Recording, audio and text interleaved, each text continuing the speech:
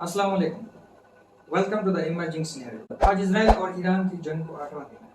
दोनों मुल्कों ने एक दूसरे को बहुत नुकसान पहुंचाया और दुनिया की नजरें इस जंग पे अड़ी हुई हैं कि ये जंग कब खत्म होगी। पाकिस्तान हो या सुपर पावर्स हो या दूसरे अरब ममालिक हो, सब यही सोच रहे हैं कि ये जंग कब खत्म होगी, कहाँ जाके खत्म होगी।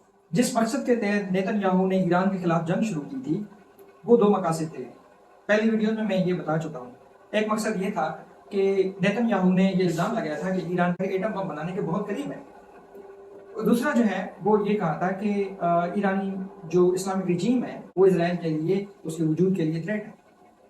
तो ये तो मकासद हम देख रहे हैं कि अभी तक नेतन्याहू को हासिल नहीं हुए, बल्कि नेतन्याहू का बहुत ज़्यादा नुकसान हुआ है इस जंग में।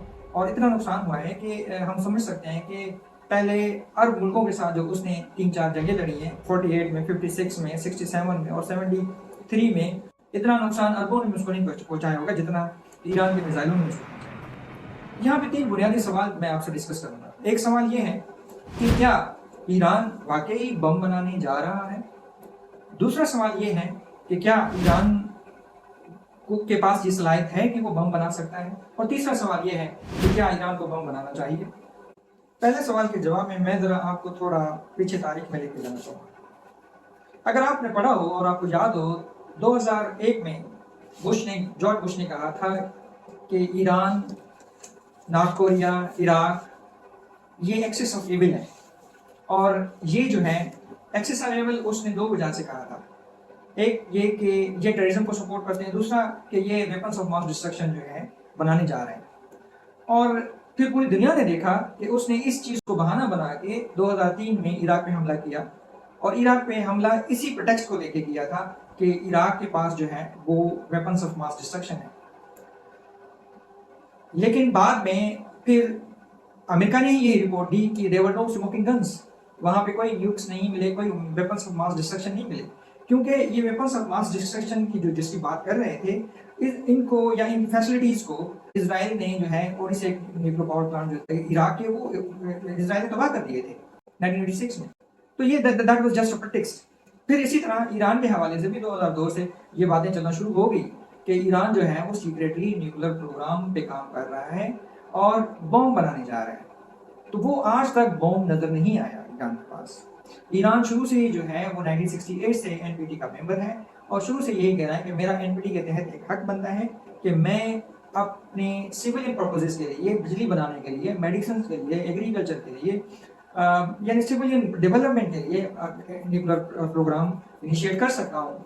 और वो उस पर ईरान जो है वो काम वो कर रहा था और अभी कर रहा है।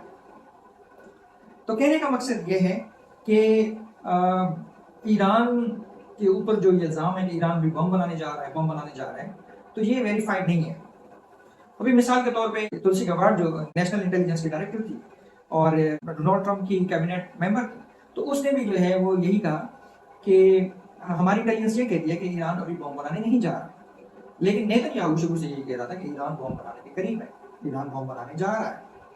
फिर इसी तरह एक और डाउट, सस्पिशन था, वो ये था इंटरनेशनल एटॉमिक एजेंसी के जो डायरेक्टर हैं ग्रोसी, उसने दिसंबर 2024 में इंटरनेशनल एटॉमिक एनर्जी ने एक रिपोर्ट शाया की। उसमें उन्होंने ये कहा कि ईरान जो है हमारे साथ ताउन नहीं कर रहा और ईरान ने तकरीबन 275 केजी जो है वो स्टॉक पाइल कर लिया है, यूरेनियम का स्टॉक पाइल कर लिया है और तकरीबन जो है 60% जो है वो यूरेनियम इनरिच कर दिया है। और बम बनाने के लिए जो है वो 90% हाईली इनरिच यूरेनियम चाहिए। फिर इसी तरह डिलीवरी सिस्टम चाहिए। तो डिलीवरी सिस्टम, चलो हम मानते हैं कि डिलीवरी सिस्टम ईरान के पास है, जो उसके सुपरसोनिक मिसाइल्स हैं या दूसरे मिसाइल्स हैं। मिसाइल्स में जो है न्यूक्लियर वॉरहेड फिट हो सकता है और वो फायर हो सकता है। तो यानी still there are no authentic reports नहीं है हमारे पास।